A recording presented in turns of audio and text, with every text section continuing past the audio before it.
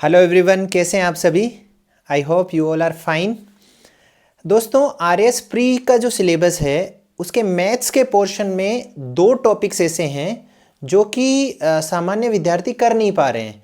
और उन टॉपिक्स का नाम है, एक तो क्रमचय और संचय और दूसरा है प्रायिकता, यानी परम्यूटेशन एंड कॉम्बिनेशन पहला टॉपिक है और दूसरे टॉपिक का नाम है प्रोबेबिलिटी। इन दोनों टॉपिक्स में स्टूडेंट्स की दिक्कत इसलिए आ रही है क्योंकि ये मैथमेटिक्स के टॉपिक कक्षा 10 तक के टॉपिक नहीं है, बल्कि ये कक्षा 11-12 के टॉपिक्स हैं। तो ज़्यादातर विद्यार्थी क्या कर रहे हैं कि इन टॉपिक्स को छोड़ दिया जाए, जबकि इन टॉपिक से 2 या 3 प्रश्न आपके वहाँ पर निश्चित रूप से देखने को मिलेंगे एग्जाम में। तो मेरा सुझाव आपको यह है कि आपको ये टॉपिक छोड़ना नहीं है। आप मेरी क्लास 1 या 2 क्लास लीजिए, आपके इन टॉपिक्स के बेसिक जो है वो सारे क्लियर हो जाएंगे और आप आराम से उन प्रश्नों को अटेम्प्ट कर पाओगे। तो चलिए आज शुरू करते हैं अपना पहला टॉपिक, जिसका नाम है परम्यूटेशन कॉम्बिनेशन, हिंदी में क्रमचय और संचय। दोस्तों, मैं परम्यूटेशन कॉम्बिनेशन की बात करने से पहले एक बेसिक सा जो नॉलेज है परम्यूटेशन कॉम्बिनेशन के लिए उसकी मैं चर्चा करने वाला हूं। और वो क्या नॉलेज है उसकी मैं शुरुआत यहां से करता हूं। देखिए, एक होता है मल्टीप्लिकेशन प्रिंसिपल और ये फंडामेंटल प्रिंसिपल ऑफ काउंटिंग भी कहलाता है। ये क्या है, देखो मैं शुरुआत करता हूं। यहां आपके सामने कुछ एक स्टेटमेंट लिखा हुआ है, उस स्टेटमेंट को आपको ध्यान से पढ़ना है। If an event can occur in m different ways, following which another event can occur in n different ways, then the total number of occurrence of the events in the given order is m times n। मतलब आपको हिंदी में मैं explain कर देता हूं। यदि कोई घटना m तरीकों से घटित हो सकती है, पहली कोई घटना है, कोई घटना है जो m तरीकों से घटित हो सकती है, और उसके बाद में कोई दूसरी घटना है जो कितने तरीकों से घटित हो सकती है, n तरीकों से घटित हो सकती है। पहली घटना m तरीकों से घटित हो सकती है और दूसरी घटना आपकी n तरीकों से घटित हो सकती है। तो ये दोनों घटनाएं इसी क्रम में इसी क्रम में कितने तरीकों से घटित हो सकती है दोनों घटनाएं, और वो तरीके हैं m मल्टीप्लाइड बाई n, मतलब m गुणा n। यही बात आपके सामने यहां पर लिखी हुई है। यदि कोई घटना m अलग अलग तरीकों से घटित हो सकती है, जिसके बाद उसके बाद में क्या हो रहा है, दूसरी कोई घटना है वो n तरीकों से घटित हो सकती है, तो इसी क्रम में दोनों घटनाएं, ठीक है, कुल घटनाओं की संख्या, इसी क्रम में कुल घटनाओं की जो संख्या हो जाएगी वो m टाइम्स n हो जाएगी। ये अपना कंसेप्ट है किसका, जिसका नाम है फंडामेंटल प्रिंसिपल ऑफ काउंटिंग। इस प्रिंसिपल की हेल्प से हम परम्यूटेशन कॉम्बिनेशन की तरफ बढ़ेंगे। ये प्रिंसिपल आपको बेसिक प्रिंसिपल है, इसमें जब हम पढ़ेंगे तो आप कहोगे कि हाँ हमें कुछ इस तरह का प्रिंसिपल मालूम है। नहीं मालूम है तो आप इसको समझने की आवश्यकता है। ज्यादातर परम्यूटेशन के प्रश्न जो है वो इस फंडामेंटल प्रिंसिपल ऑफ काउंटिंग से आसानी से हो सकते हैं, लेकिन हम ये भी पढ़ेंगे और उसके बाद में परम्यूटेशन कॉम्बिनेशन भी पढ़ेंगे, तो हमारे साथ बने रहिए। देखिए, अब देखो जो मैंने बात की थी उसका मैं एग्जाम्पल यहां पर उसी चीज को 3 तरीकों से लिखा गया है। यदि आपके पास एक कोई घटना है वो m तरीकों से हो सकती है, दूसरी घटना n तरीकों से हो सकती है और तीसरी घटना k तरीकों से हो सकती है, तो इसी मतलब क्रम में तीनों घटनाएं कितने तरीकों से हो सकती है, तो m times n times k, ये बात यहां पर लिखी हुई है। द अबोव प्रिंसिपल, यही प्रिंसिपल 2 घटनाओं के लिए मैंने चर्चा कर ली है। अब 3 घटनाओं के यहां पर लिखा हुआ है, वो जनरलाइज किया हुआ है। तो the above principle can be generalized for the finite number of events. For example, for 3 events the principle is as follows: if an event can occur in m different ways, following which another event can occur in n different ways, following which a third event can occur in p different ways, then the total number of occurrence of the events in the given order is m times n times p। मतलब यदि आपके पास 3 घटनाएं हैं, पहली कोई घटना है वो m तरीकों से घटित हो सकती है, दूसरी कोई घटना है n तरीकों से घटित हो सकती है और तीसरी कोई घटना है वो p तरीकों से घटित हो सकती है। तो इसी क्रम में ये इवेंट्स, इसी ऑर्डर में ये इवेंट्स कितने तरीकों से घटित हो सकते हैं, m गुणा n गुणा p। जो पहली मैंने बात की थी वो 2 घटनाओं के लिए थी, ये 3 घटनाओं के लिए है। अब एग्जाम्पल के माध्यम से मैं आपको इस फंडामेंटल प्रिंसिपल ऑफ काउंटिंग को एक्सप्लेन कर देता हूं। देखिए, अगर मैं बोलूं जयपुर से लेके सीकर तक, जयपुर से सीकर, ठीक है, जाने के लिए आपके पास 4 ट्रेन्स है। कितनी ट्रेन्स की अवेलेबिलिटी है? 4 ट्रेन्स की। और सीकर से लेके जयपुर वापस, सीकर से जयपुर वापस 5 ट्रेन्स की अवेलेबिलिटी है। सीकर से वापस जयपुर के लिए 5 ट्रेन्स की अवेलेबिलिटी है। तो 5 ट्रेन्स की अवेलेबिलिटी है सीकर से जयपुर के लिए। तो अगर कोई व्यक्ति जयपुर से जाएगा सीकर और फिर सीकर से वापस जयपुर आएगा तो वो कितने तरीकों से जयपुर से सीकर आ सकता है? कितने तरीकों से, मतलब तरीका में बात करूं तो वह पहली ट्रेन से जयपुर से सीकर जाएगा और इधर से दूसरी ट्रेन से सीकर, मतलब जयपुर से सीकर वापस आ जाएगा।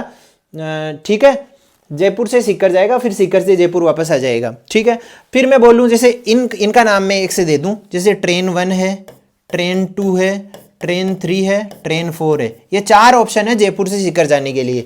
अब सीकर से जयपुर आने के लिए जैसे T1 है, T2 है, T3 है, T4 है और T5 है। ये 5 ऑप्शन है, ट्रेन्स के ऑप्शन है सीकर से जयपुर वापस आने के लिए। ठीक है, अब कोई व्यक्ति इस T1 से जाएगा और वापस आते कहां? जयपुर से सीकर, और सीकर से वापस जयपुर आने के लिए इस T1 का इस्तेमाल कर लेगा। तो ये पहला तरीका हो गया उसका, कहां से? जयपुर से सीकर जाकर वापस जयपुर आने के लिए। ठीक है, अब कोई व्यक्ति दूसरी ट्रेन से जाएगा और पहली ट्रेन से वापस आ जाएगा तो ये कोई दूसरा तरीका हो गया। इस तरीके से कितने ऐसे तरीके हैं जिससे वह जयपुर से सीकर जाकर सीकर से वापस जयपुर आ जाएगा? तो यहां पर इस घटना को मैं नाम देता हूं इवेंट फर्स्ट या पहली घटना, और ये घटना अपनी हो जाएगी दूसरी घटना। तो पहली घटना कितने तरीकों से घटित हो सकती है? मतलब कोई व्यक्ति अगर जयपुर से सीकर जाए तो वो कितने तरीकों से जा सकता है? तो वो 4 तरीकों से जा सकता है। कितने तरीकों से जा सकता है? 4 तरीकों से जा सकता है। अब वो सीकर से वापस जयपुर आए, मतलब दूसरी घटना क्या है? वह सीकर से वापस जयपुर आए। तो दूसरी घटना कितने तरीकों से घटित हो सकती है? मतलब कोई व्यक्ति सीकर से जयपुर वापस कितने तरीकों से आ सकता है? तो वो 5 तरीकों से आ सकता है, क्योंकि वहां 5 ट्रेन्स की अवेलेबिलिटी है, 5 तरीकों से आ सकता है। टोटल नंबर ऑफ वेज, ठीक है, इन दोनों घटनाओं का क्रम में, इसी क्रम में घटित होने का के कितने तरीके हैं? वो कितने तरीके हो जाएंगे? m गुणा n, मतलब पहली घटना 4 तरीकों से और दूसरी घटना 5 तरीकों से। तो कितनी हो जाएगी? 4 गुणा 5 बराबर 20 तरीकों से कोई व्यक्ति जयपुर से सीकर जाकर वापस जयपुर आ सकता है। ये मैंने आपको एग्जाम्पल के माध्यम से fundamental principle of counting explain किया है। ठीक है, उम्मीद है आपको ये चीज समझ में आई है। एक छोटा सा एग्जांपल 3 चीज के लिए मैं और ले लेता हूं। जैसे ये तो हमने किसके लिए किया है? ये जो हमने पढ़ा था ना कि कोई घटना m तरीकों से हो सकती है, दूसरी घटना n तरीकों से हो सकती है, तो दोनों घटनाएं इसी क्रम में कितनी तरीकों से हो सकती है? तो वो m गुणा n। और इसी को हमने जनरलाइज्ड किया था। जनरलाइज करके हमने क्या, अगर कोई, हमने लिखा था अगर कोई घटना m तरीकों से घटित हो सकती है, कोई दूसरी घटना उसके बाद में n तरीकों से घटित हो सकती है, उसके बाद में कोई तीसरी घटना p तरीकों से घटित हो सकती है, तो इसी क्रम में ये सारी घटनाएं कितने तरीकों से घटित हो सकती है? तो m गुणा n गुणा p तरीकों से घटित हो सकती है। तो इसका मैं एक आपके सामने एग्जाम्पल ले लेता हूं, उससे आपको फंडामेंटल प्रिंसिपल ऑफ काउंटिंग आसानी से समझ में आ जाएगा और हम बढ़ेंगे आगे की तरफ, क्रमचय की तरफ, यानी कि परम्यूटेशन की तरफ हम आगे बढ़ेंगे। देखिए, आपको पहला एग्जाम्पल समझ में आ गया। अगर किसी व्यक्ति के पास में 5 शर्ट्स है, ठीक है, उसके पास में 4 पैंट्स है, ठीक है, और उसके पास में 6 आपकी कैप्स है, ठीक है। किसी व्यक्ति के पास में 5 शर्ट है, 6 पैंट्स है और 6 कैप्स है। वह कितने तरीकों से, अलग अलग तरीकों से सज सकता है? ये मेरा प्रश्न है आपका। तो अब देखो, मैंने पहली घटना कौन सी है? अपनी पहली घटना कौन सी है? वो है पहली घटना कितने तरीकों से वो शर्ट पहन सकता है, तो वह 5 तरीकों से शर्ट पहन सकता है, ठीक है।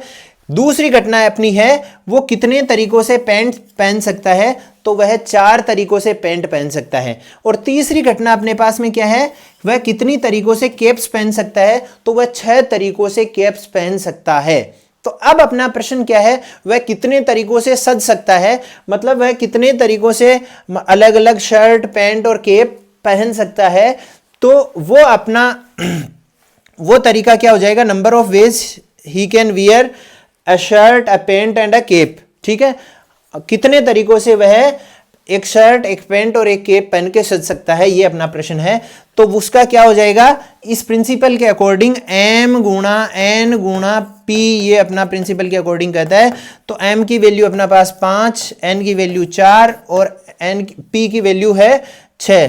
तो ये अपने 120 तरीकों से वह एक पेंट, एक शर्ट और एक केप पहन सकता है। उम्मीद आपको ये चीज समझ में आई होगी। ये दोनों एग्जाम्पल के माध्यम से मैंने आपको fundamental principle of counting explain कर दिया है। उम्मीद है आपको ये चीज समझ में आ गई है। अब हमें क्या करना, अब हम बढ़ते हैं कुछ प्रश्नों की तरफ, कुछ एग्जाम्पल, ये तो छोटे से एग्जाम्पल जो मैंने लिए और आपको fundamental principle of counting explain किया है। अब मैं आपको फंडामेंटल प्रिंसिपल ऑफ काउंटिंग के कुछ प्रश्न में लेने वाला हूं। प्रश्न अपना पहला क्या है, देखो, how many 3 digit numbers can be formed from the digits 1, 2, 3, 4 and 5 assuming that the repetition of the digits is allowed, and the second question is repetition of the digits is not allowed. मतलब अपने पास digits कौन कौन से हैं, अपने मेरे पास एक तो है 1, एक है 2, एक है 3, एक है 4, एक है 5। इतने डिजिट्स की मेरे पास में अवेलेबिलिटी है, इतने डिजिट्स मेरे पास में है। और मुझे क्या बनाने हैं, मुझे 3 डिजिट नंबर बनाने हैं। कितने नंबर है, 3 डिजिट के नंबर बनाने हैं, 3 डिजिट के नंबर बनाने हैं। तो इन डिजिट्स की हेल्प से कितने 3 डिजिट नंबर बनाए जा सकते हैं। यदि पहला प्रश्न में करने जा रहा हूं अब यहां पहला प्रश्न, जिसमें क्या है, repetition of the digits is allowed. Repetition of the digits मतलब अंकों की पुनरावृत्ति की अनुमति अपने पास में है। मतलब यहां पर भी मैं 1 लिख सकता हूं, यहां पर भी वापस 1 लिख सकता हूं और यहां पर वापस 1 लिख सकता हूं। मतलब डिजिट्स रिपीट हो सकते हैं। तो इस तरीके से कितने डिजिट्स अपने पास में कितने नंबर्स बनाए जा सकते हैं, 3 डिजिट के। ठीक है, और डिजिट्स कौन से इस्तेमाल करने हैं, 1, 2, 3, 4, 5। देखिए, इसमें ध्यान देने वाली बात क्या है, पहला है repetition of the digits is allowed और दूसरा repetition of the digits is not allowed. तो पहले मैं पहला करने जा रहा हूं जिसमें repetition of the digits allowed है। अभी हमने किया, यहां पर 3 घटनाएं हैं, पहली घटना, दूसरी घटना और तीसरी घटना। पहली घटना का मतलब यहां पर कोई डिजिट का आना, वो पहली घटना है। दूसरी घटना है यहां पर किसी डिजिट का आना, वो दूसरी घटना है। और यहां पर कोई डिजिट का आना, वो तीसरी घटना है। आप इसको इस तरह से ले सकते हो कि यहां पर कोई डिजिट आना वो पहली घटना है, यहां पर कोई डिजिट आना वो दूसरी घटना है और यहां पर कोई डिजिट आना वो तीसरी घटना है। तो पहली घटना मतलब यहां पर कितने डिजिट्स, पहली घटना कितने तरीकों से घटित हो सकती है, 5 तरीकों से। यहां पर कितने डिजिट आ सकते हैं, 5।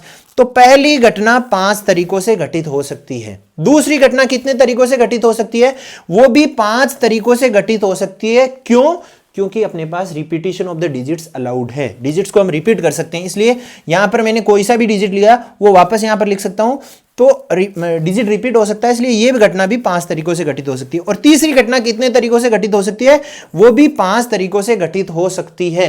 इस हिसाब से ओवरऑल ये तीनों घटनाएं एक क्रम में, इसी क्रम में कितने तरीकों से घटित हो सकती है, वो है 5 गुणा 5 गुणा 5, मतलब 125 तरीकों से ये घटना घट सकती है। इसका मतलब इन डिजिट्स की हेल्प से कितने 3 डिजिट नंबर्स या संख्याएं, कितनी 3 डिजिट की संख्याएं बना सकते हैं हम, 125 संख्याएं बना सकते हैं। और कंडीशन अपने पास क्या है, डिजिट्स की रिपीटिशन अलाउड है। ठीक है, अब देखो दूसरा प्रश्न अपना यहां ये है, सेम प्रश्न है, डिजिट्स अपने पास में सेम है, ये कि यही 1, 2, 3, 4, 5। और उनसे बनाने हमें क्या है, 3 डिजिट नंबर्स बनाने हैं। मतलब 3 डिजिट्स की संख्या बनानी है, 3 अंकों की संख्या हमें बनानी है इनकी मदद से। कितनी संख्याएं बन सकती है, जबकि कंडीशन क्या है, अंकों की पुनरावृत्ति मतलब repetition of the digits allowed नहीं है। ठीक है, तो हम क्या करेंगे, मैं इसको बोलता हूं ये पहली घटना है। ठीक है, यहां पर कोई डिजिट का आना पहली घटना, यहां पर कोई डिजिट का आना दूसरी घटना और यहां पर कोई डिजिट का आना तीसरी घटना। तो यहां पर कोई डिजिट का आना पहली घटना है, तो पहली घटना कितने तरीकों से घटित हो सकती है, 5 तरीकों से घटित हो सकती है, क्योंकि अपने पास 5 डिजिट्स है। तो पहली घटना 5 तरीकों से घटित हो सकती है। बात करूं दूसरी घटना कितने तरीकों से घटित हो सकती है, जबकि पहली घटना घट चुकी है। जब पहली घटना घट चुकी है तो दूसरी घटना केवल 4 तरीकों से ही घटित हो सकती है। और इसका कारण क्या है, यह है क्योंकि यहां पर कोई डिजिट फिक्स हो गया वो यहां पर नहीं आ सकता, क्योंकि repetition of the digits allowed नहीं है। अब मैं बात करूं तीसरी घटना कितने तरीकों से घटित हो सकती है, जबकि पहली और दूसरी घटनाएं घट चुकी है। तो तीसरी घटना केवल 3 तरीकों से घटित हो सकती है, क्योंकि अपने पास टोटल 5 डिजिट्स है, उनमें से यहां पर 2 डिजिट फिक्स हो गए, तो 3 डिजिट ही अपने बचे। तो तीसरी घटना 3 तरीकों से ही घटित हो सकती है। अब अपने पास में इसी क्रम में ये ओवरऑल तीनों घटना इसी क्रम में कितने तरीकों से घटित हो सकती है, वो है इन तीनों संख्याओं को अपने को 5, 4 और 3 को गुणा कर देना, और जिसकी वैल्यू अपने पास में क्या आ जाएगी, 60 आ जाएगी। तो जब रिपीटिशन ऑफ द डिजिट्स मतलब अंकों की पुनरावृत्ति हमारे पास में अलाउड नहीं है, तब कितनी 3 अंकों की संख्याएं बनाई जा सकती है इन अंकों की हेल्प से, वो है 60। उम्मीद है आपको ये प्रश्न आसानी से समझ में आ गया है। और इस प्रश्न को हमने किस मेथड से किया है, क्या अपने पास में क्या कंसेप्ट का हमने इस्तेमाल किया है, उस कंसेप्ट का नाम है fundamental principle of counting. Fundamental principle of counting का हमने इस्तेमाल किया है, और वो फंडामेंटल प्रिंसिपल ऑफ काउंटिंग यानी मल्टीप्लिकेशन प्रिंसिपल जिसको हम नाम बोलते हैं, उसकी हेल्प से हमने किया है। हालांकि इसी प्रश्न को हम परम्यूटेशन के कंसेप्ट से भी कर सकते हैं, लेकिन अभी हम परम्यूटेशन कंसेप्ट की तरफ बढ़ रहे हैं। इन चीजों को आप समझोगे तो परम्यूटेशन कंसेप्ट की तरफ आप आसानी से परम्यूटेशन कंसेप्ट को आप आसानी से समझ पाओगे और आसानी से उन प्रश्नों को कर पाओगे। तो एक बार इन प्रश्नों को हम फंडामेंटल प्रिंसिपल ऑफ काउंटिंग या मल्टीप्लिकेशन प्रिंसिपल से ही करने वाले हैं। तो उम्मीद है आप इन चीज़ों को समझ रहे हो और आप ये अश्योर हो रहे हो कि इन सभी प्रश्नों को जो RS प्री में जो अपना टॉपिक है उसको आप आसानी से कर सकते हो। बढ़ते हैं अगले प्रश्न की तरफ। अगला अपना प्रश्न, how many 3 digits even numbers can be formed from the digits 1 2 3 4 5 6 if the digits can be repeated. देखो क्या है, यदि अंकों को दोहराया जा सके, अपने पास अंकों की अवेलेबिलिटी है, ये अपने पास में अंक है, इतने अंक है, ठीक है, 6 अंक है, 1 2 3 4 5 6 इतने अंक मेरे पास में है, और मैं अंकों को दोहरा सकता हूं। किस बात के लिए, 3 अंकों की। तो मैं सबसे पहले क्या है, मेरे पास अंक कौन से हैं, डिजिट्स कौन से हैं, 1 है मेरे पास में, 2 है मेरे पास में, 3 है मेरे पास में, 4 है मेरे पास में, 5 है मेरे पास में और 6 है मेरे पास में। मुझे करना क्या है, मुझे 3 अंकों की संख्या बनानी है, 3 डिजिट नंबर्स बनाने हैं, 3 अंकों की संख्या बनानी है। अब मैं कितने तरीकों से 3 अंकों की संख्या बनाऊं, लेकिन कंडीशन क्या दी हुई है कि सम संख्या बननी चाहिए, और दूसरी कंडीशन क्या है कि repetition of the digits allowed है। आप अंकों को रिपीट कर सकते हो, डिजिट्स को रिपीट कर सकते हो, अंकों को दोहरा सकते हो, ठीक है।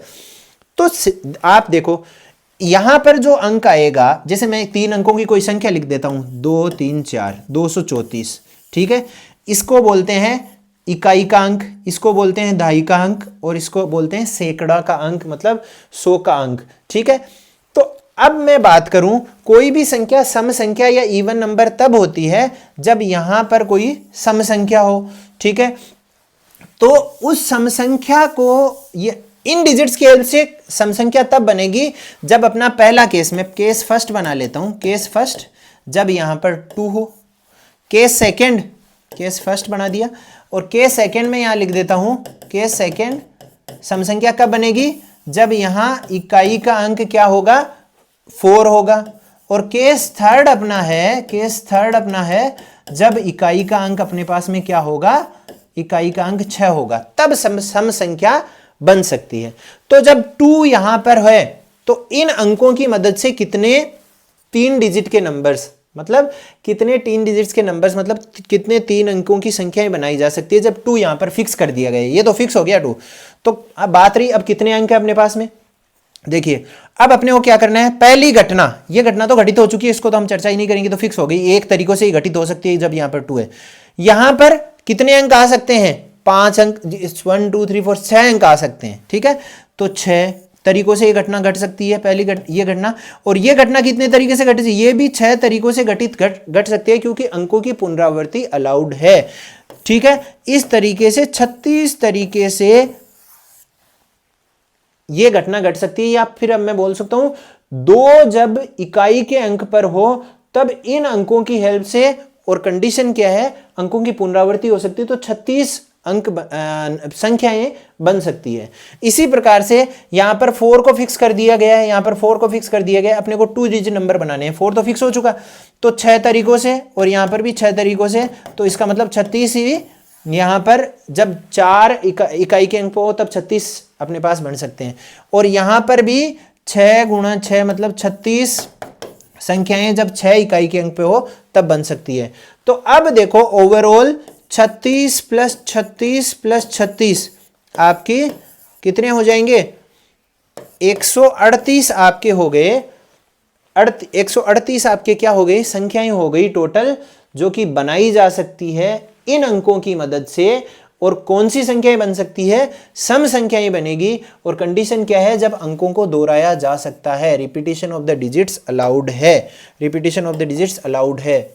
ठीक है, repetition of the digits allowed है। तो how many 3 digit even numbers can be form from these digits, जब repetition of the digits allowed है, 36 प्लस 36 प्लस 36, और ये आपके हो गए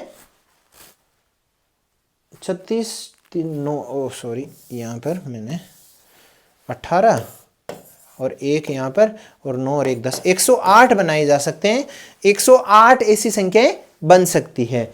ठीक है, तो उम्मीद है किस मेथड से हमने कौन से प्रिंसिपल से इस प्रश्न को हमने किया है, और प्रिंसिपल का नाम है फंडामेंटल प्रिंसिपल ऑफ काउंटिंग या मल्टीप्लिकेशन प्रिंसिपल। एक और प्रश्न अपन ले लेते हैं, अंग्रेजी वर्णमाला के पहले 10 अक्षरों का उपयोग करके। तो अंग्रेजी वर्णमाला के पहले 10 अक्षर ये होते हैं ABCD EFGHIJ K। ठीक है, 1 2 3 4 5 6 7 8 9 10। ठीक है, K को हटा दो, 4 4 8, तो ABCDEFGHIJ ये अंक है अपने पास में, ये सॉरी अल्फाबेट है। तो इनका उपयोग करके 4 अक्षर के कोड कितने बनाए जा सकते हैं, यदि कोई भी अक्षर दोहराया नहीं जाए। तो 4 अंकों के कोड बनाने, कितने अंकों के कोड बनाने, 4 अंकों के कोड बनाने हैं। ठीक है, तो मैं देखो पहली घटना क्या है, यहां पर कितने अल्फाबेट आ सकते हैं। तो दूसरी क्या घटना है, यहां पर कितने अल्फाबेट आ सकते हैं। तीसरी घटना क्या है, यहां पर कितने अल्फाबेट आ सकते हैं। और चौथी घटना क्या है, यहां पर कितने अल्फाबेट आ सकते हैं। तो पहली घटना कितने तरीकों से घटित हो सकती है। ठीक है, पहली घटना कितने तरीकों से घटित हो सकती है, 10 तरीकों से घटित हो सकती है। पहली घटना 10 तरीकों से, क्योंकि यहां पर कितने अल्फाबेट आ सकते हैं, 10, तो 10 अलग अलग अल्फाबेट है। तो पहली घटना 10 तरीकों से घटित हो सकती है। दूसरी घटना कितने तरीकों से घटित हो सकती है, दूसरी घटना 9 तरीकों से ही घटित हो सकती है, क्योंकि अंकों को दोहराया नहीं जा सकता, यह स्पष्ट आपका यहां पर लिखा हुआ है। ठीक है, तीसरी घटना कितनी तरीकों से घटित हो सकती है, वो केवल 8 तरीकों से ही घटित हो सकती है, क्योंकि अंकों को 2 तो फिक्स हो ही गए, एक ही आगे 8 ही बचे। चौथी घटना कितने तरीकों से घटित हो सकती है, वो 7 तरीकों से ही घटित हो सकती है, क्योंकि अंकों को दोहराया नहीं जा सकता। अब इसी क्रम में, ठीक है, इसी क्रम में ये चारों घटनाएं लगातार कितने तरीकों से घटित हो सकती है, अपने फंडामेंटल प्रिंसिपल ऑफ काउंटिंग की हेल्प से, वो इन चारों को आपको गुणा कर देना है। और यहां पर तो 9 अंटे 72, और 72 को अगर आप 7 से गुणा करो तो आपके पास में 504, और उसको आप 10 से गुणा कर देते हो तो 5040। ठीक है, 5040 आपका 5040 तरीकों से ये कोड बनाए जा सकते हैं इन अल्फाबेट्स की हेल्प से। ठीक है, 4 अल्फाबेट के कितने कोड बनाए जा सकते हैं, 5040 कोड बनाए जा सकते हैं। पहले फंडामेंटल प्रिंसिपल ऑफ काउंटिंग आपको अच्छे से समझ में आ गया, उसके एग्जाम्पल मैंने ले लिए हैं। आप फंडामेंटल प्रिंसिपल ऑफ काउंटिंग का यूज करके कुछ परम्यूटेशन के प्रश्न आसानी से कर सकते हैं। उसके बाद में आप परम्यूटेशन की मैं चर्चा करने वाला हूं। परम्यूटेशन एक्चुअली क्या होता है, a permutation is an arrangement of in a definite order of a number of objects taken some और ऑल एट अ टाइम। देखो मेरे पास में, देखो एक मेरे पास में कुछ ऑब्जेक्ट्स हैं, एक तो स्टार है, एक सर्कल है, एक ट्राइंगल है, एक क्वाड्रिलेटरल है, ठीक है, और एक @ है। ठीक है, ये मेरे पास में 5 ऑब्जेक्ट हैं। Object number 1, object number 2, object number 3, object number 4 और ऑब्जेक्ट नंबर 5। देखो इनमें से मैं 3 ऑब्जेक्ट ले रहा हूं, और मैं कोई से ही 3 ऑब्जेक्ट ले सकता हूं। जैसे मैंने ये 3 ऑब्जेक्ट ले लिए, पहले 3। ठीक है, तो 5 ऑब्जेक्ट्स का 3 ऑब्जेक्ट्स एक बार में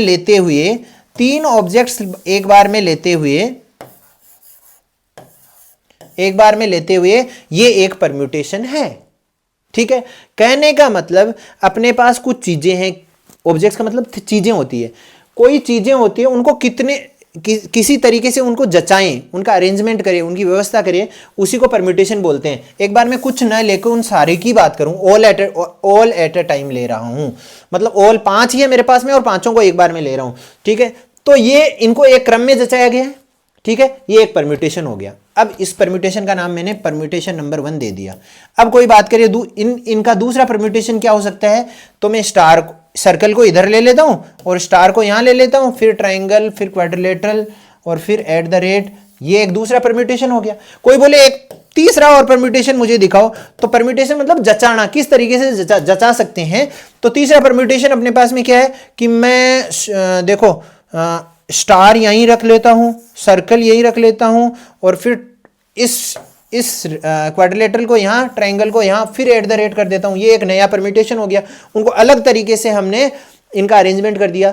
तो चीजों का अरेंजमेंट ही परम्यूटेशन कहलाता है। और परम्यूटेशन के प्रश्न में हमेशा परम्यूटेशंस की संख्या पूछी जाती है, कितने परम्यूटेशन हो सकते हैं, कितने अरेंजमेंट हो सकते हैं। तो परम्यूटेशन व शब्द का, क्रमचय शब्द का शाब्दिक अर्थ, परम्यूटेशन शब्द का शाब्दिक अर्थ में क्या बोल सकता हूं, अरेंजमेंट। क्या बोल सकता हूं, अरेंजमेंट। या फिर मारवाड़ी या हिंदी में बोल लूं तो कितने तरीकों से जचा सकते हैं, जचाना। जचाना is a basic word for the word permutation. Permutation शब्द के लिए एक बेसिक शब्द अगर मैं इस्तेमाल करूं तो वो क्या है, जचाना। मेरे पास में किसी बच्चे के पास में 3 खिलौने हैं और वो 3 खिलौने, जैसे मैं ले लेता हूं, किसी बच्चे के पास में ये 3 खिलौने हैं, किसी बच्चे के पास में 3 खिलौने हैं। एक तो क्यूब है उसके पास में, ठीक है, ये क्यूब है उसके पास में। दूसरा बच्चे के पास में एक गन है, ठीक है, ठीक है, ये गन उसके पास में हो गई। और तीसरा बच्चे के पास में एक बॉल है, ठीक है। अब बच्चा क्या कर रहा है, इनको इधर उधर करके इनको जचा रहा है, वही परम्यूटेशन है। तो ऑब्जेक्ट्स कितने हैं अपने पास में, number of objects, number of objects, चीजों की संख्या, और वो कितनी है, 3। इनका ये परम्यूटेशन नंबर 1 हो गया। अब और कितने परम्यूटेशन हो सकते हैं, दूसरा कितने हो सकते हैं। मैं इस क्यूब को तो यहीं रख रहा हूं, क्यूब को तो यहीं रख रहा हूं, ठीक है। अब इस सर्कल को इधर लाके और इस गन को मैं यहां रख दे रहा हूं, तो ये दूसरा परम्यूटेशन हो गया। अब तीसरा परम्यूटेशन क्या हो जाएगा, तीसरा परम्यूटेशन गन से शुरुआत कर देता हूं मैं, ठीक है, गन से शुरुआत हो गई और दूसरे नंबर पे यहां पे क्यूब आ गया, ठीक है, और तीसरे नंबर पे सर्कल आ गया, तीसरे पे, इस तरीके से कितने, ये P1 P2 P3 मैंने क्या नाम दिए, परम्यूटेशन है। तो परम्यूटेशन के प्रश्नों में क्या हमेशा क्या पूछा जाता है, कितने परम्यूटेशन होंगे, मतलब कितने अरेंजमेंट होंगे, कितने तरीकों से हम चीजों को जचा सकते हैं, उसी को हम परम्यूटेशन या क्रमचय बोलते हैं। तो उम्मीद है ये क्रमचय एक्चुअली होता क्या है, परम्यूटेशन एक्चुअली होता क्या है, वो मैंने आपको एक्सप्लेन कर दिया है। जैसा कि हम जो फंडामेंटल प्रिंसिपल ऑफ काउंटिंग में पढ़ रहे थे कि कुछ चीजें अपने पास में डिजिट्स है, उनको कितने तरीकों से हम एडजस्ट कर सकते हैं, वही बात है परम्यूटेशन की, ठीक है। तो परम्यूटेशन शब्द का शाब्दिक अर्थ आपको समझ में आ गया। और परम्यूटेशन शब्द की या क्रमचय शब्द की डेफिनेशन क्या है, परम्यूटेशन एक अरेंजमेंट है, ठीक है, एक निश्चित क्रम में, ठीक है। Permutation is an arrangement in a definite order, मतलब एक निश्चित क्रम में, ऑफ नंबर ऑफ ऑब्जेक्ट, मतलब कुछ एक निश्चित संख्या में दी हुई चीजों का, टेकन सम और ऑल एट ए टाइम, जिन संख्याओं में से कुछ को एक बार में लेना या सारी को एक बार में लेना, और उनका अरेंजमेंट ही परम्यूटेशन कहलाता है। तो permutation is an arrangement in a definite order of A number of objects taken all और सम एट ए टाइम। उम्मीद है आपको ये चीज समझ में आ गई है। अब देखिए परम्यूटेशन क्या होता है, अरेंजमेंट या जचाना, ठीक है, वो चीज आपको समझ में आ गई। अब परम्यूटेशन पढ़ने से देखो, परम्यूटेशन को किस हिसाब से यहां पर एक चीज दी हुई है कि परम्यूटेशन मतलब परम्यूटेशन कैसे ज्ञात करें। जैसे मेरे पास में 3 ऑब्जेक्ट है, उनका कितना परम्यूटेशन होगा, 3 अलग अलग ऑब्जेक्ट्स है, उसके लिए एक फॉर्मूला दिया हुआ है, डेफिनेशन दी हुई है। तो परम्यूटेशंस मतलब arrangements when all the objects are distinct, अगर सारे ऑब्जेक्ट्स क्या हो, अलग अलग हो, जैसे कि अभी मैंने एग्जांपल में अलग अलग ऑब्जेक्ट्स लिए, उस तरीके से अलग अलग ऑब्जेक्ट्स हो, तो परम्यूटेशंस कितने होंगे। तो the number of permutations, permutation की संख्या, क्रमचयों की संख्या कितने, जब ऑब्जेक्ट्स अपने पास में कितना है, एंड डिफरेंट ऑब्जेक्ट्स अपने पास में दिए हो और taken r at a time, और उनमें से आर एक बार में ले, ठीक है। जैसे मेरे पास में 4 ऑब्जेक्ट्स है, 4 ऑब्जेक्ट्स मेरे पास में है, 4 ऑब्जेक्ट्स मेरे पास में है और उनमें से मैं एक बार में 2 लेता हूं, तो यहां पर n की वैल्यू कितनी हो गई 4 और r की वैल्यू कितनी हो गई 2 हो गई। ठीक है, अब एट अ टाइम में 2 ले रहा हूं, तो किस तरह से एट अ टाइम 2 लेना, मतलब जैसे मैं बोल दूं मेरे पास में ये 4 चीजें हैं, क्या 4 चीजें हैं, स्टार, सर्किल, ट्राइंगल, क्वाड्रिलेटरल, ये 4 चीजें हैं और दो चीजें एक बार में लेते हुए, दो चीजें एक बार में लेते हुए, मतलब पहले मैंने स्टार और सर्कल ले लिया तो एक परम्यूटेशन हो गया, फिर सर्किल स्टार ये दूसरा परम्यूटेशन हो गया, तो इन दो को तो एक बार में लेके फिर मैंने स्टार और ट्राइंगल ले लिया, फिर स्टार और ट्राइंगल ले लिया और फिर इसी को हम ट्राइंगल स्टार भी लिख सकते हैं, तो एक नया परम्यूटेशन, इस तरह से 4 परम्यूटेशन बना दिए मैंने, पहला परम्यूटेशन, दूसरा परम्यूटेशन, तीसरा परम्यूटेशन, चौथा परम्यूटेशन। इस तरीके से इन चीजों को ले लेके कितने परम्यूटेशन बन सकते हैं उसी की हम संख्या ज्ञात करने वाले हैं। अब इस तरह से बना बना के तो हम देख नहीं सकते, तो कितनी संख्या एक्चुअली होगी वो हम ज्ञात करने वाले हैं। तो यहां पर देखो जब ऑब्जेक्ट्स रिपीट नहीं होते हैं तो परम्यूटेशन की संख्या होती है n गुणा n-1 गुणा n-2 और चलता जाएगा कहां तक, n-r+1 तक। ठीक है, तो अब देखिए, तो 4 ऑब्जेक्ट्स अगर मेरे पास में हो और 2 ऑब्जेक्ट्स को एक बार में लेते हुए कितने परम्यूटेशन बन सकते हैं, ये एग्जांपल मैंने लिया है। क्या प्रश्न है, टोटल मेरे पास 4 ऑब्जेक्ट्स हो और 2 ऑब्जेक्ट्स को एक बार में लूं तो कितने परम्यूटेशन बन सकते हैं, तो वो number of permutations, number of permutations, number of permutations when 4 objects, ठीक है, 4 objects are there and we take only 2, तो how many permutations can be made, उसको हम डिनोट किससे करते हैं, 4p2 से। ठीक है, इस तरीके से हम डिनोट करते हैं, जैसे कि यहां पर लिखा हुआ है विच इज डिनोटेड बाय, इसको हम इस तरीके से लिखेंगे, ये इस तरह से लिखेंगे NPR। ठीक है, तो कुल अपने पास में कितने ऑब्जेक्ट्स, मैंने एग्जांपल में कितने लिए हैं 4। ठीक है, और परम्यूटेशन के लिए कितने ऑब्जेक्ट्स एक बार में ले रहा हूं 2, तो ये क्या हो जाएगा, नंबर ऑफ परम्यूटेशन कितने हो जाएंगे, कुल 4 है, परम्यूटेशन बनाने हैं 2 एक बार में लेते हुए, तो कितने परम्यूटेशन बन जाएंगे 4p2। और उसकी संख्या ज्ञात करने के लिए किस तरीके से ज्ञात करते हैं, पहले n मतलब 4, फिर क्या करेंगे, फिर करेंगे 3, फिर करेंगे n-1, फिर n-2 2। ठीक है, फिर आगे इस तरह से चलता जाएगा, कहां तक चलेगा, n-r+1, तो n-r मतलब 4-2 और +1, तो इसका मतलब 5-2 तो 3 तक चलेगा, कहां तक चलेगा, 3 तक चलेगा। देखिए कितने तक चलेगा, 3 तक चलेगा, तो यहां पर भी ये 2 मेरे को हटा देना है यहां पर, और 4 गुणा 3 मतलब 12 परम्यूटेशंस बन सकते हैं जब 4 मेरे पास में अलग अलग ऑब्जेक्ट्स हो, चीजें हो, उनमें से 2 एक बार में लेते हुए कितने परम्यूटेशन बन सकते हैं, तो टोटल 12 परम्यूटेशन। अब बना बना के देखे तो मैंने देखो 4 तो बना दिए, अब 4 और फिर 4 और, तो टोटल 12 परम्यूटेशन बनने वाले हैं, वो इस फॉर्मूले से हमने फाइंड कर लिया है। इस फॉर्मूले का अलग ये जो 4p2 हमने लिखा, इसके लिए फैक्टोरियल नोटेशन भी है, वो अब हम पढ़ने जा रहे हैं, जिसकी हेल्प से आपको ये इजीली समझ में आ गया। लेकिन एक बार एग्जाम, इस स्टेटमेंट के लिए मैंने एग्जांपल लिख के आपको एक्सप्लेन किया है, उम्मीद आपको ये चीज समझ में आई है। बढ़ते हैं आगे, देखिए अब अपना यहां पर फैक्टोरियल नोटेशन समझने की आवश्यकता है। फैक्टोरियल नोटेशन, फैक्टोरियल क्या होता है, फैक्टोरियल की जरूरत इसलिए अपने को पड़ती है क्योंकि परम्यूटेशन का हमने फॉर्मूला लिखा था ना, परम्यूटेशन हमने लिखा था, देखो NPR, ये परम्यूटेशन मैंने लिखा था, परम्यूटेशन में लिखा था NPR। ठीक है, NPR ये लिखा था। NPR का मतलब क्या होता है, क्रमचियों की संख्या जब मेरे पास में कुल n तो क्या हो, ऑब्जेक्ट्स हो, चीजें हो, और उनमें से r एक बार में लेते हुए, जैसे मैंने पिछले प्रश्न में लिखा था 4p2, ये क्या है, कुल मेरे पास में 4 चीजें हैं, उनमें से 2 को एक बार में लेते हुए कितने परम्यूटेशन, कितने क्रमचय बन सकते हैं, उसको हम इस तरीके से डिनोट करते हैं।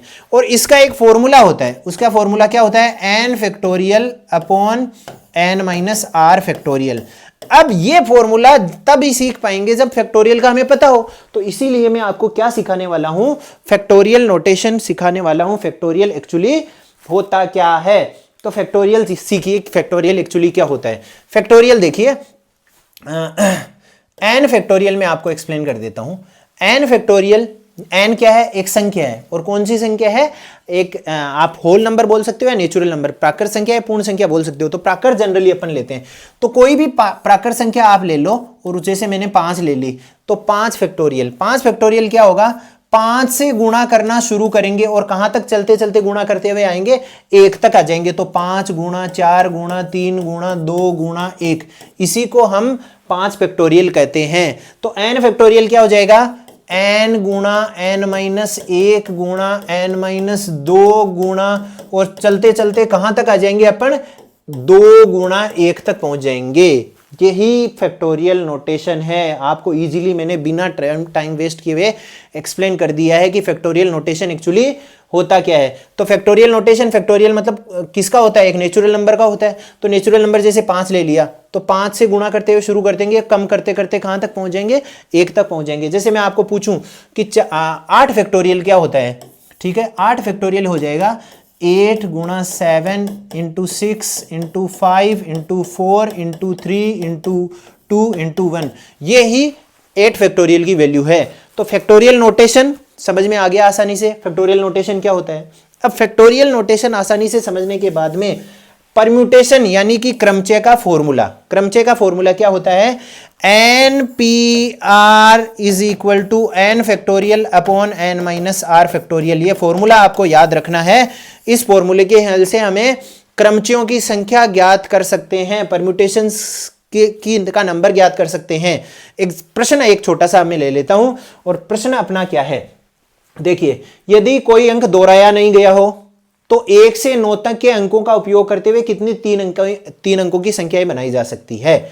मतलब 1 से लेके 9 तक कुल अंक हो गए 9।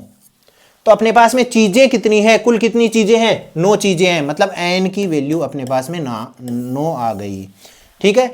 अब इन 9 में से एक बार में कितने ले रहे हैं? 3 ले रहे हैं, क्योंकि 3 अंकों की कितनी संख्याएं बनाई जा सकती है। तो r की वैल्यू कितनी हो गई? 3। तो अब अपने को क्या ज्ञात करना है? अगर 9 अपने पास कुल चीजें हो और 3 को एक बार में लेते हुए कितने परम्यूटेशंस बनाए जा सकते हैं, वो हमें ज्ञात करना है। तो वो ज्ञात करने के लिए वो क्या होता है? NPR, जिसको अपन क्या लिख देंगे? n की वैल्यू 9 होगी, तो 9p3 अपन लिख देंगे। और NPR का सूत्र क्या होता है अपने पास में? NPR का फॉर्मूला होता है n factorial upon n minus r factorial. ये अपने पास में फॉर्मूला होता है। तो चलो इस फॉर्मूले की हेल्प से अपन क्या करेंगे? n फैक्टोरियल की जगह लिख देंगे 9 फैक्टोरियल, ठीक है, upon n minus r factorial की जगह लिख देंगे 9 माइनस 3 और फैक्टोरियल। अब 9 माइनस 3 का मतलब क्या होता है? 6 होता है।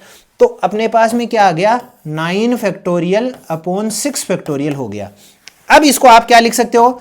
9 गुणा 8 गुणा 7 गुणा 6 फैक्टोरियल। 6 फैक्टोरियल मतलब 6 गुणा 5 गुणा 4 गुणा 3 गुणा 2 गुणा 1, वो पहुंचता है। तो आगे अपन 6 फैक्टोरियल लिख दिए, और यहां पर हमने लिख दिया 6 फैक्टोरियल। अब आपका ये 6 फैक्टोरियल जो है, आपका जो ये 6 फैक्टोरियल है, वो इस 6 फैक्टोरियल से हो जाएगा कैंसिल, ठीक है। और बचा अपने पास में क्या है? बचा अपने पास में है 9 गुणा 8 गुणा 7, जिसको अपन देखो 9 × 72, और 72 को अगर आप 7 से गुणा करते हो, 72 गुणा 7, तो जिसको अपन लिख देते हैं 504। तो अपने पास में कितनी संख्याएं बन सकती है 3 डिजिट की? 1 से 9 तक के डिजिट्स को इस्तेमाल करते हुए वो हो सकती है 504। उत्तर 504 आ गए। और किस चीज का हमने इस्तेमाल किया है? फैक्टोरियल नोटेशन का हमने इस्तेमाल किया। फैक्टोरियल नोटेशन का इस्तेमाल करते हुए इस प्रश्न को हमने किया है, और फैक्टोरियल नोटेशन और परम्यूटेशन के फॉर्मूले का इस्तेमाल करते हुए हमने इस प्रश्न को किया। एक छोटा सा और प्रश्न में ले लेता हूं, उसके बाद में देखो एक प्रश्न और ले लेता हूं। ऐसी कितनी 4 अंकीय संख्याएं हैं जिनमें कोई अंक दोहराया नहीं गया हो? तो 4 अंकीय संख्या, देखो अपने पास में अंक कितनी भी अंकीय संख्या बनेंगी उनके लिए डिजिट्स कौन कौन से होते हैं? 0 से लेकर 9 तक के डिजिट्स का इस्तेमाल अपने पास में होता है। और 0 से 9 तक के डिजिट्स कितने, कुल कितने डिजिट्स होते हैं? 10।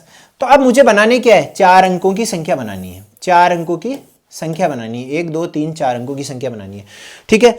तो मैं इन डिजिट्स की हेल्प से कितने 4 अंकों की संख्याएं बनाई जा सकती है, उसको मैं बोल दूं 10p4 बोल सकते हैं ना।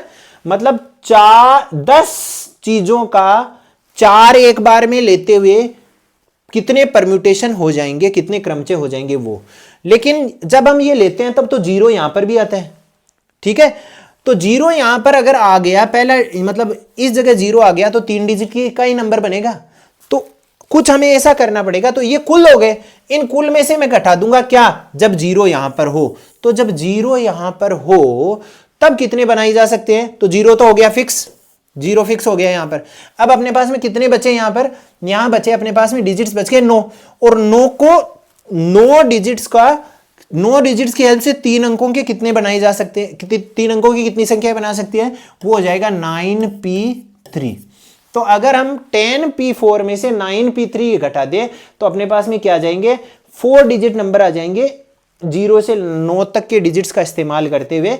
तो अब इस प्रश्न को अपने को हल करने के लिए क्या लिखेंगे, अपन यहां पे लिखेंगे 10 फैक्टोरियल अपॉन 10 माइनस 4 फैक्टोरियल, जिसको मैं 6 फैक्टोरियल लिख दूंगा, और यहां पर 9 फैक्टोरियल बटा 9 माइनस 3 मतलब 6 फैक्टोरियल यहां पर मैंने लिख दिया। ठीक है, अब इस प्रश्न को हल करने के लिए आप इनको अलग अलग हल करना चाहो तो अलग अलग कर लो, लेकिन मैं कॉमन ले लेता हूं। मैं यहां से 9 फैक्टोरियल बटे 6 फैक्टोरियल कॉमन ले लेता हूं, तो इधर क्या बचेगा, 10 बचेगा, और इधर क्या बचेगा, 1 बचेगा। ठीक है, और अब अगर इसको मैं सिंप्लीफाई करूं तो देखो 9 फैक्टोरियल, और इस 9 फैक्टोरियल का आप क्या लिख दो, 9 फैक्टोरियल को आप लिख दो 9 गुणा 8 गुणा 7 गुणा 6 फैक्टोरियल, और बटा 6 फैक्टोरियल, और यहां पर इस ब्रैकेट के अंदर जो था वो क्या है, 10 में से 1 घटाएंगे तो 9 बचेगा। ठीक है, अब देखो 6 फैक्टोरियल आपका इस 6 फैक्टोरियल से घट गया, अपने पास में क्या बचा, 9 गुणा 8 गुणा 7 गुणा 9। ठीक है, 9 गुणा 8 गुणा 7, इसको हमने 504 अभी अभी किया था। ठीक है, और उसको अपन 9 से गुणा कर देते हैं। ठीक है, 9 गुणा 8 गुणा 7 504 हो गए, और उसको 9 से गुणा अगर हम करें तो 9 चौक 36, 6, और यहाँ पर 3 36 का 36 आ जाएगा, और 9 पंचो 45। ठीक है, 45, 4536 ऐसे परम्यूटेशन बनेंगे, 4536 इतने 4 डिजिट नंबर बनेंगे जिनमें किनका इस्तेमाल हुआ है, इन 10 अंकों का इस्तेमाल हुआ हो। इस तरीके से इस प्रश्न को हमने किया है, उम्मीद आपको समझ में आ गया।